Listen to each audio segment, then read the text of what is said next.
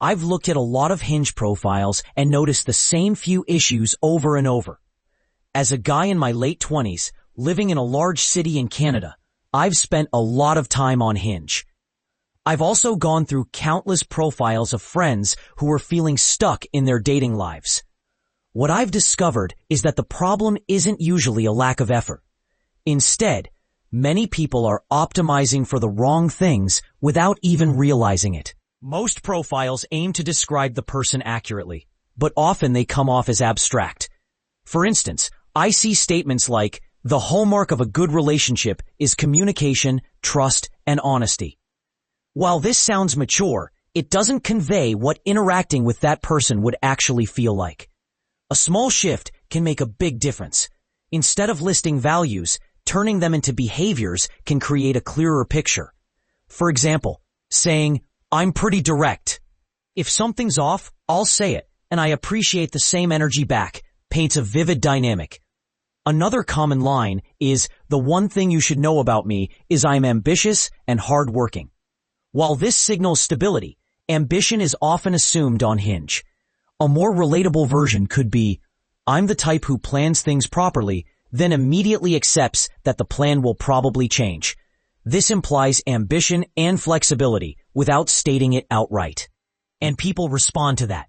Humor is another tricky area. A line like, "Typical Sunday, gym, groceries, existential dread," might feel funny to the writer, but it doesn't invite engagement. We adjusted it to, "Typical Sunday is gym, groceries, then convincing myself I deserve a coffee I didn't plan for." This invites a connection and encourages longer replies. One thing people often overlook is how much order matters in a profile. Many lead with their safest prompt, but the first prompt sets the tone for everything that follows. If it's vague or jokey, the rest of the profile gets interpreted through that lens.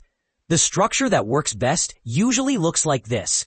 First, answer the question, "What is this person like to date?" in a clear, grounded way. Next, add a preference or quirk that makes the right person lean in and the wrong person lean out. Finally, make conversation easy with a humorous prompt that invites effortless replies. Photos should follow the same principle. Start with one clear anchor photo where your face is relaxed and visible.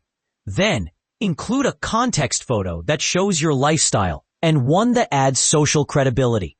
Everything else is optional. Sometimes, removing a single photo that doesn't fit the story can make a big difference.